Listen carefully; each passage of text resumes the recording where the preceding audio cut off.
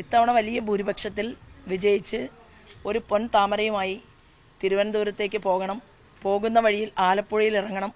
അവിടുത്തെ സ്നേഹനിധികളായിട്ടുള്ള അമ്മമാരുടെയും സഹോദരന്മാരുടെയും സ്വീകരണം ഏറ്റുവാങ്ങണം. അത് വിജയത്തിൽ കുറഞ്ഞ ഒന്നും പാലക്കാട് നിന്ന് നമ്മൾ പ്രതീക്ഷിക്കുന്നില്ല. അത് ഇത്തവണ ഒരു പൊളിറ്റിക്കൽ കാൻഡിഡേറ്റ് അല്ലെങ്കിൽ ഒരു രാഷ്ട്രീയ സ്ഥാനാർത്ഥി എന്ന രീതിയിൽ താങ്കൾ മാത്രമേ ഉള്ളൂ എന്നുള്ളൊരു ആത്മവിശ്വാസമാണോ?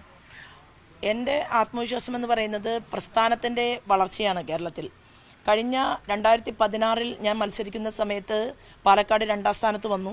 പിന്നീട് അതിനായിട്ടുള്ള മെട്രോ ശ്രീധരൻ സാറിന് വളരെ കുറഞ്ഞ വോട്ടുകൾക്ക് മാത്രമാണ് പരാജയമുണ്ടായത്. പിന്നീട് നമ്മൾ കാണുന്നത് പാർലമെൻറ്റ് തെരഞ്ഞെടുപ്പിൽ കേരളം ആകമാനം വലിയൊരു മൂവ്മെൻറ്റ് ഭാരതീയ ജനതാ പാർട്ടിക്ക് അനുകൂലമായിട്ട് നടന്നത് നമ്മളെല്ലാവരും കണ്ടതാണ്.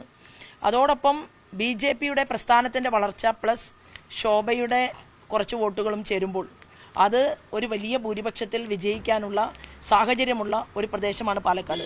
ഞാൻ ഇന്ന് വരെ ശോഭയുടെ പ്ലസ് വോട്ടുകൾ അതെന്താണ്? അത് എന്നെ സ്നേഹമുള്ള കോൺഗ്രസ്സുകാരും മാർക്സിസ്റ്റുകാരും അതുപോലെ തന്നെ രാഷ്ട്രീയത്തിന് അതീതമായി ശോഭ പോട്ടെ എന്ന് തീരുമാനിച്ചുകൊണ്ട് ആളുകൾ വോട്ട് ചെയ്യുന്നു. അതുകൊണ്ടാണല്ലോ 1.80 3 ലക്ഷം വോട്ട് ആലപ്പുഴയിൽ തന്നത്. അതുപോലെ തന്നെ 90,000 വോട്ടുള്ള ആറ്റിങ്ങൽ പാർലമെന്റ് മണ്ഡലത്തിൽ അത് പെട്ടിപ്പൊളിച്ചപ്പോൾ 2 ലക്ഷമായത്. അതുപോലെ ഇവിടെ തന്നെ 22,000 വോട്ട് 40,000 ജനങ്ങൾ തന്നില്ലേ. അപ്പോൾ കണക്കുകൾ സൂചിപ്പിക്കുന്നത് ഒരു സ്ത്രീ എത്രയോ വർഷം പൊതുപ്രവർത്തന രംഗത്ത് നിൽക്കുകയും പ്രവർത്തിക്കുകയും ചെയ്യുമ്പോൾ അവരെ ഹൃദയത്തിൽ വെക്കാൻ കേരളത്തിൻ്റെ പൊതുസമൂഹം തയ്യാറായിട്ടുണ്ട് എന്നതിൻ്റെ ഒരു സൂചകമായിട്ട് ഞാനതിനെ കണക്കാക്കുകയാണ്. മാത്രവുമല്ല, ഇത്തവണ വളരെ വ്യക്തമായി രാഷ്ട്രീയം ചർച്ച ചെയ്തുകൊണ്ടാണ് ഞങ്ങൾ ഈ തെരഞ്ഞെടുപ്പ് ഗോതയിൽ നിൽക്കുന്നത്.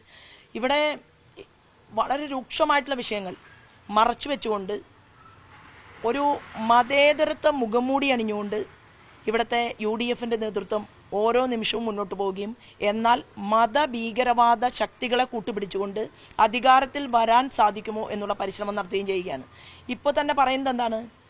ശ്രീമാൻ KC വേണുഗോപാൽ, ശ്രീമാൻ ചെന്നിത്തല, VD സതീശൻ എല്ലാവരും ചേർന്ന് അതിരൂക്ഷമായിട്ടുള്ള തർക്കങ്ങളുണ്ടെങ്കിലും അവസാനം പറയുകയാണ് ഞങ്ങളുടെ ആര് മുഖ്യമന്ത്രിയാകണം എന്നുള്ളത് ഹൈക്കമാൻഡ് തീരുമാനിക്കും എന്ന് പറയുകയാണ്.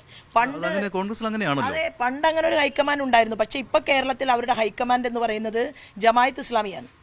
അതായത് ജമായത്ത് ഇസ്ലാമിയും SDPIയും ചേർന്നുകൊണ്ട് ഇവിടെ കോൺഗ്രസിന്റെ മുഖ്യമന്ത്രി സ്ഥാനാർത്ഥിയെ വരെ തെരഞ്ഞെടുക്കാവുന്ന സാഹചര്യമാണ് അവരിപ്പോൾ ക്രിയേറ്റ് ചെയ്തുകൊണ്ടിരിക്കുന്നത്.